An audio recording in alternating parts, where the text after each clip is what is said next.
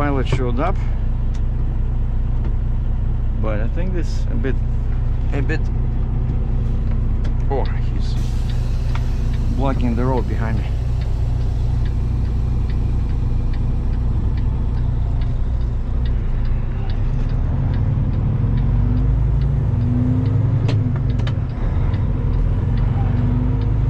Man, I'm long.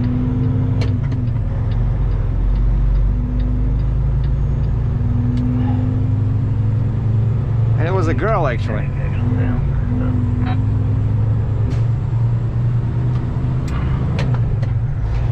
Nice looking girl. You don't see too many girls driving trucks. And so she moved. She moved when I was trying to back with the Jeep. So it's a good thing that the light went out, right? Because I was concerned, I'm telling about this.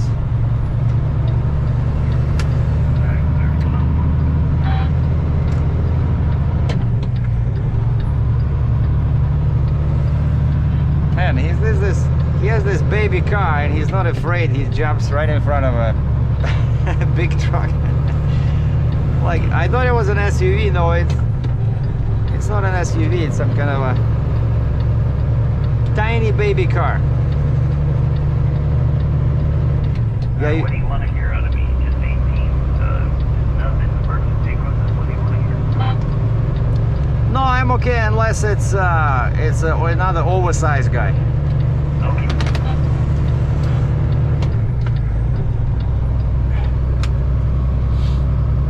Because I'm only 11.4 wide, 11.4. Yeah, 10 more. I can see your mirror stuff. I can avoid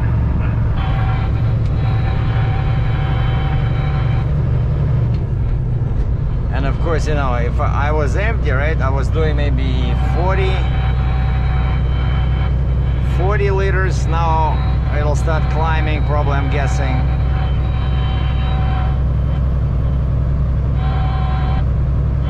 Probably 65, maybe even 70. You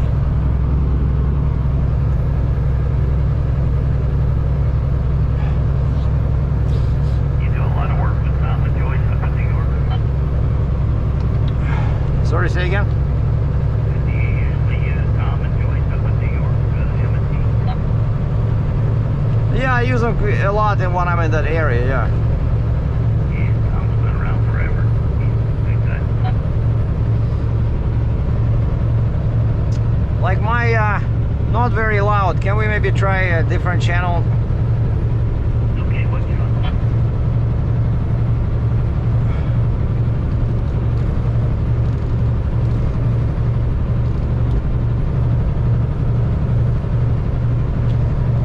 Well, before changing, I have to tell them.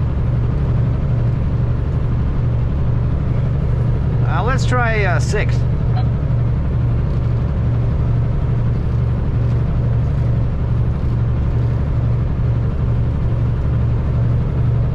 Can you hear me?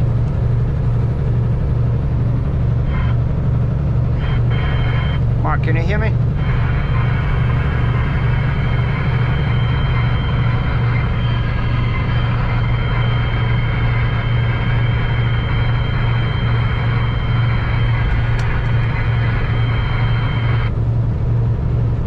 Hello? No. Not. Mark, I'm back on 30. Now, what channel do you want me to go to? Yeah, I tried 6, but I didn't hear anything. Okay, 6.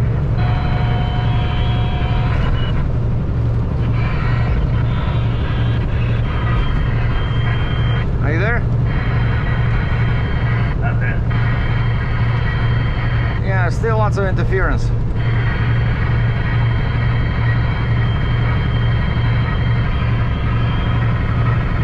lot better on 6 for you.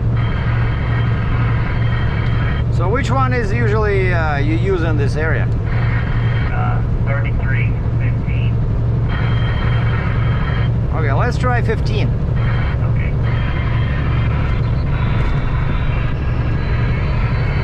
That's it.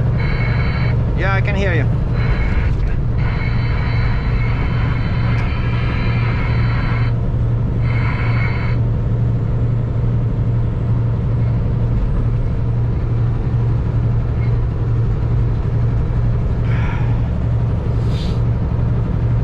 charged me 300 bucks. And he says, you wanna... I said, we can stop at the truck stop, the first truck stop in Kentucky. He says, or, he says, I can charge your credit card now, and then I don't have to, we don't have to stop. I said, okay. So I went in, I got my credit card, and he uses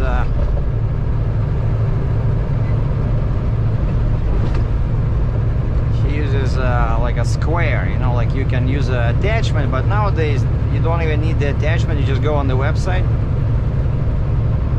and it says you will see an email with the receipt.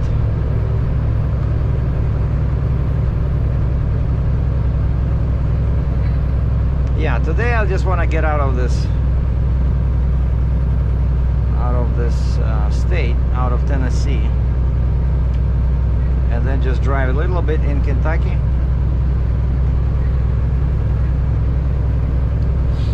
But it's gonna be lots of hills. That's why I'm real happy that the light went out, because, you know, like I said, I was concerned about this.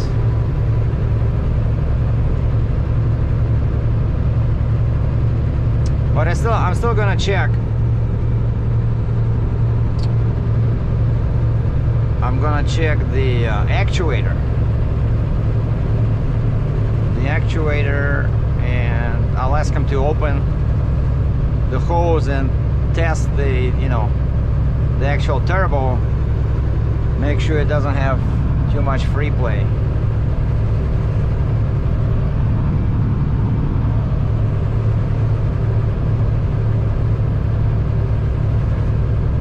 All right, right lane closed 1 mile.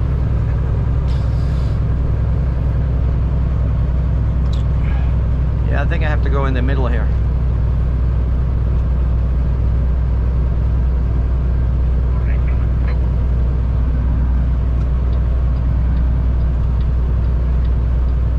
Yeah, I'm not sure which lane is closed. Is it the one that exits or further down maybe? So we got 3 lanes through here, and 3 down past 6 and 80. And then they close down the 2 lanes, or 82, and then it goes down the 2 lanes again. It's very quiet. We can use either one of the 2 right lanes, just do right here.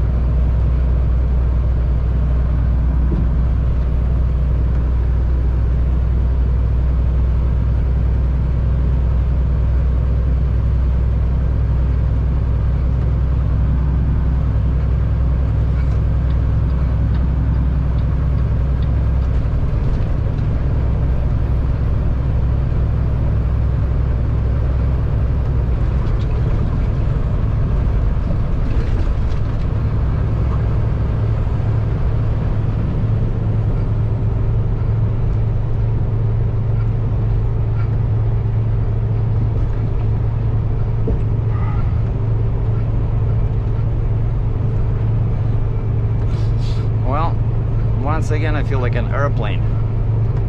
You know, when the airplane takes off, right, there's a zipper line right under the plane, and that's where they put the front tire on, right?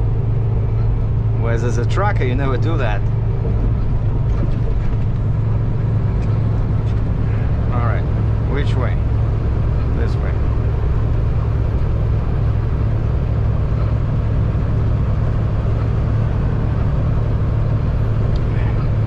Still narrow, man.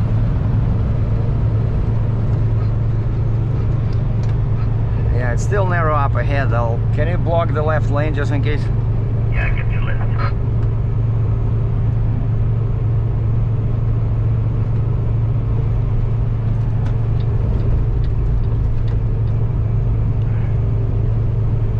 Yeah, I think I saw some barriers over there. Well, actually, they're not.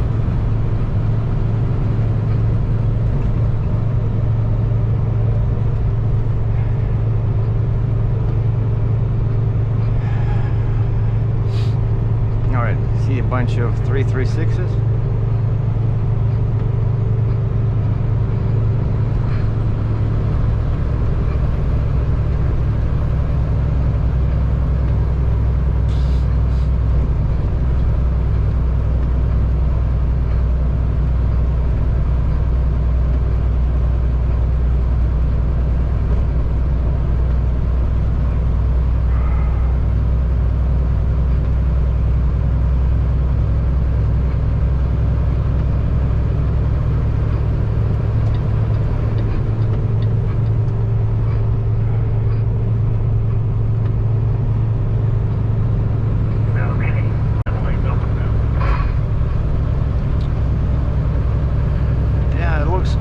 Good for now.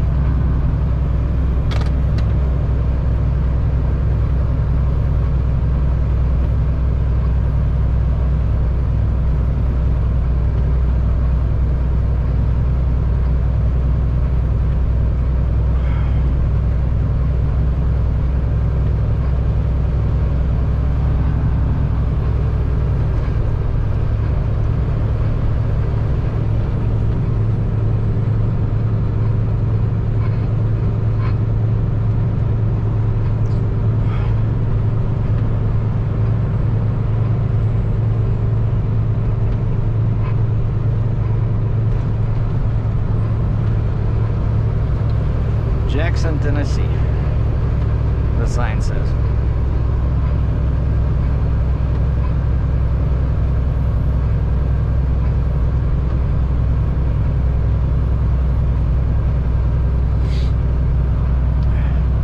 Now, a situation like this, they should give me a cop in the cab, you know, with the radar, because this is a construction zone. The speed limit is 55, and I am doing 55-ish.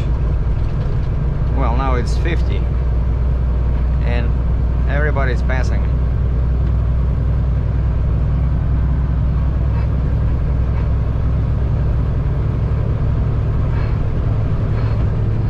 Now I'm gonna hit tobacco.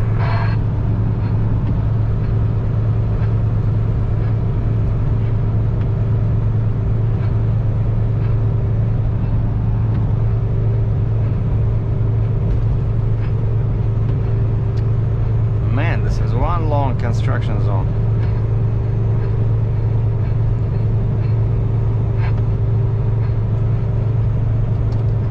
Well, this one is pretty long. Yeah, we'll be coming out of it here soon.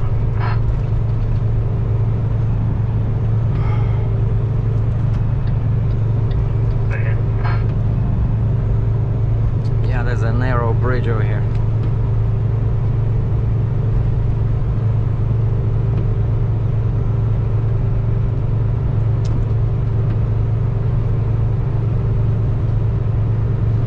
There's a guy behind me trying to pass me, but it's a truck.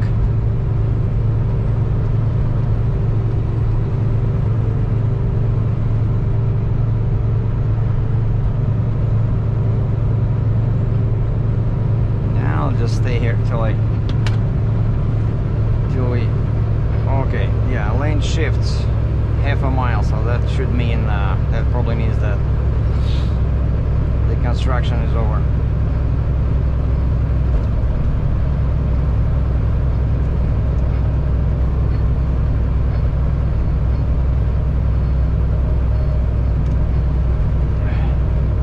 Day 4 of the rainy weather.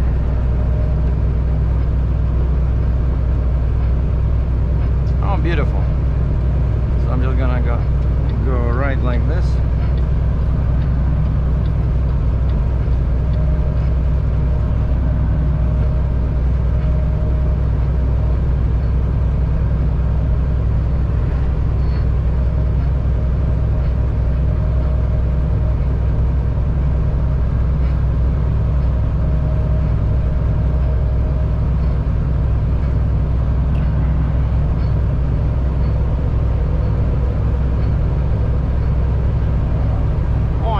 that girl? Oh, yeah. It's the girl that was sitting in front of me.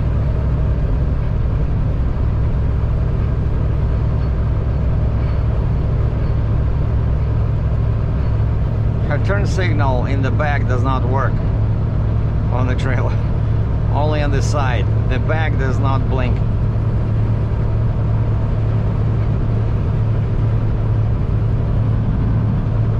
So, but the circle check was completed according to the paperwork.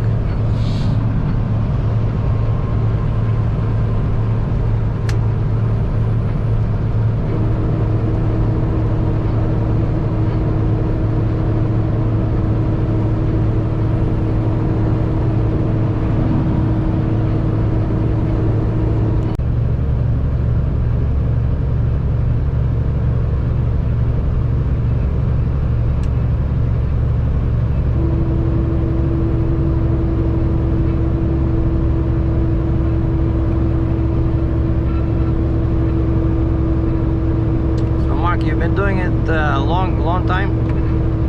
Yep, 30 years. You said 30 years? Yep. Wow, that's pretty long.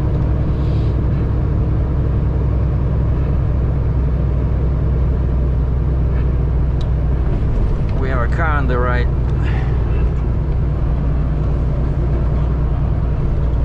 Alright, take what you need.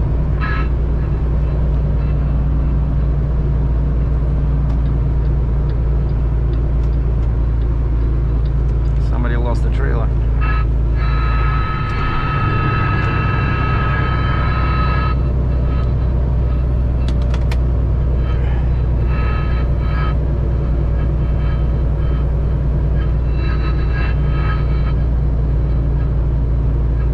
Man.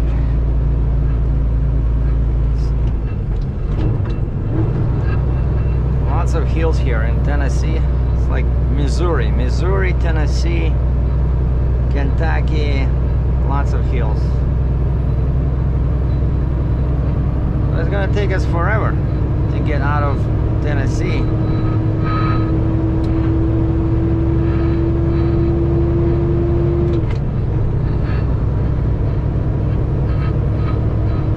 There was this guy passed me, and there was a rest area. All of a sudden he decided to stop. And he passes me like this and hits his brakes. Like, what are you, an idiot? In front of a heavy haul, truck loaded with heavy excavator, and he hits his brakes. So I just couldn't help it. I honked my horn. I had to brake pretty hard because of this guy.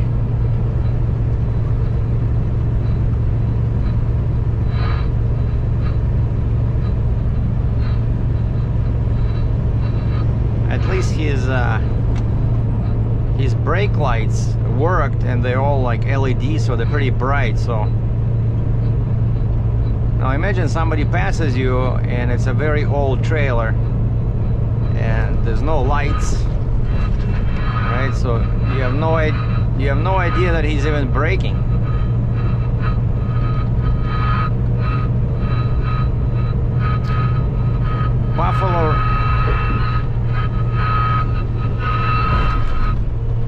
Buffalo River.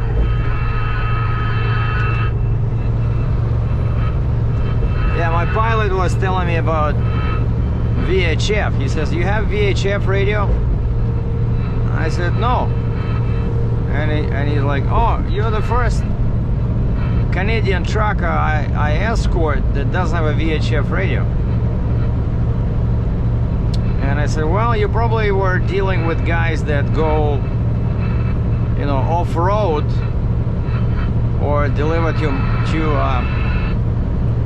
mines, That's why you need to have these VHF radios, because it can be like a one-lane road, and it can be a requirement, okay, you must have VHF radio, stay on channel this one, so you can check ahead to make sure the road is clear, kind of like a railroad, with one line." But he says he has a few people working for him, also driving his cars, and then he has a few contractors. And he says that we all have VHF. And I asked him why. I thought they were very expensive. He says no, they're not too bad. You can find one like a portable radio with a battery for like 69 bucks, he says, and they're pretty good.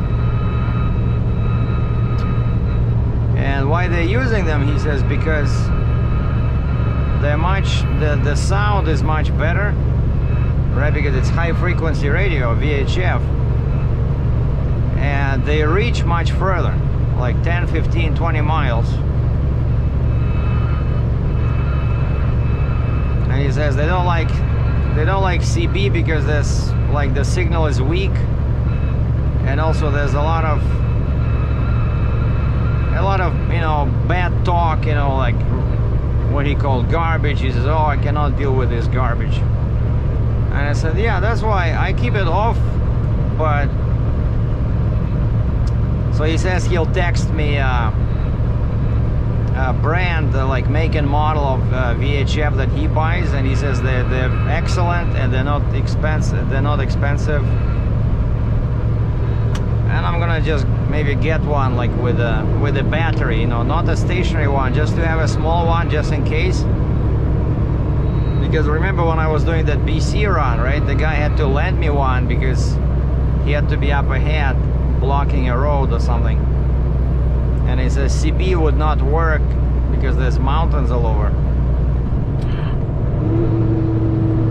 And that, yeah, and that's the problem with the CB, right? CB is just line of sight, so you have to be able to see usually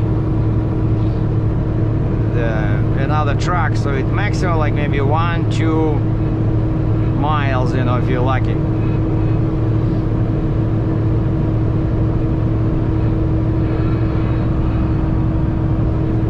Okay, we're getting close. I think he said that 840. It's mile marker 172, 174, somewhere there. I already see it at on the very edge of my screen. And so yeah, we're gonna take 840 and then 24, 40, 155.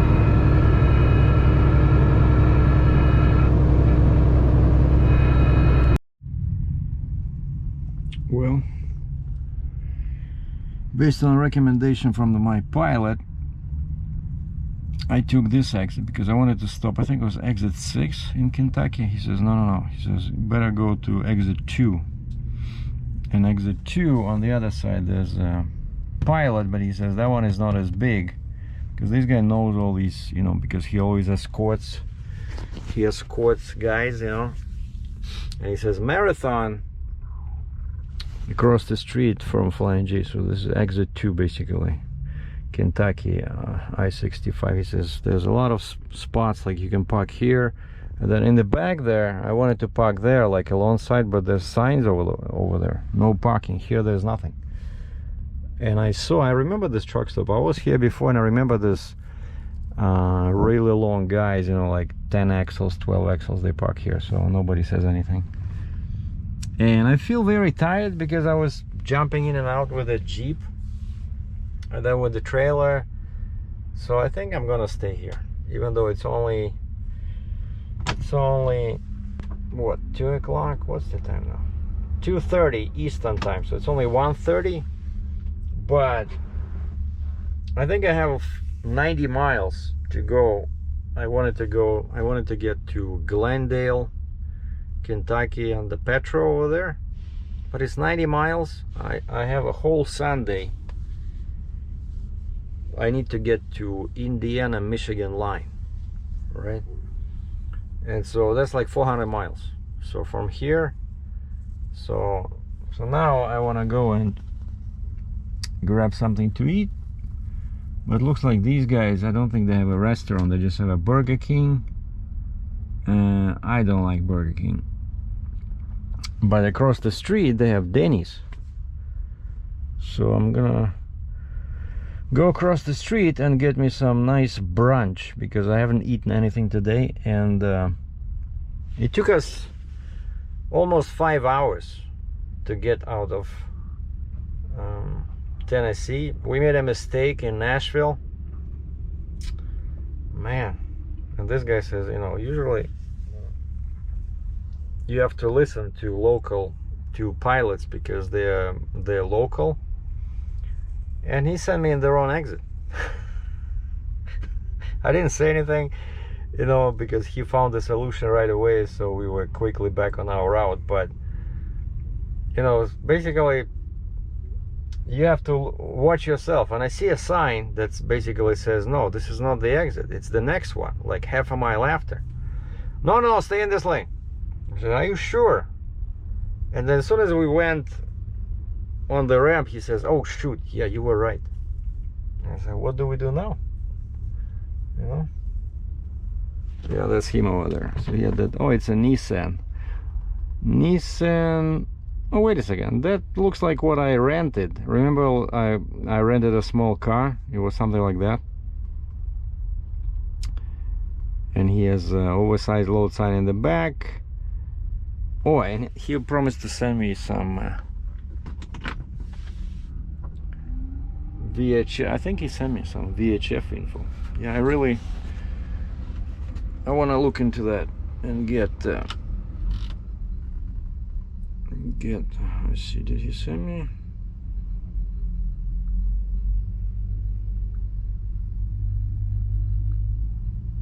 No, I don't see it.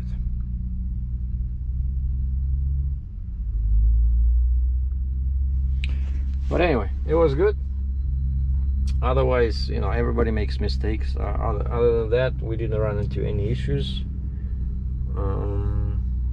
And I asked him where he lives. I said, do you live in Kentucky or Tennessee? He says he lives 40 miles away from where he picked me up. So it was good. And we chatted as we drove, you know, like he was asking me about Canada. I was asking him about pilot business here. So he said he, ever since he quit school, he went to the army for 8 years, where they taught him how to drive a big truck. He was moving tanks in there, so he was doing heavy haul actually. And then when he came back, he drove a truck, but then he had some issues with you know, health issues, so they took his medical and he switched to this, and he's been doing it, he says, like 30 years. He's 62, and he said he has a couple of drivers working for him, like driving his cars. Like he has a couple of company drivers doing this, and then he has a couple of contractors that basically like owner operators, right? They have their own cars, but he's paying them. He gives them jobs. So it's pretty cool. So yeah, it was a long day, even though it ended early, but I'm really happy I got out of Tennessee because the permit was $700, $700, and I paid this guy $300. At least his rate was decent. I think it was less than $1.60 per mile because we did a lot of miles because it was a big detour there. So thanks for watching.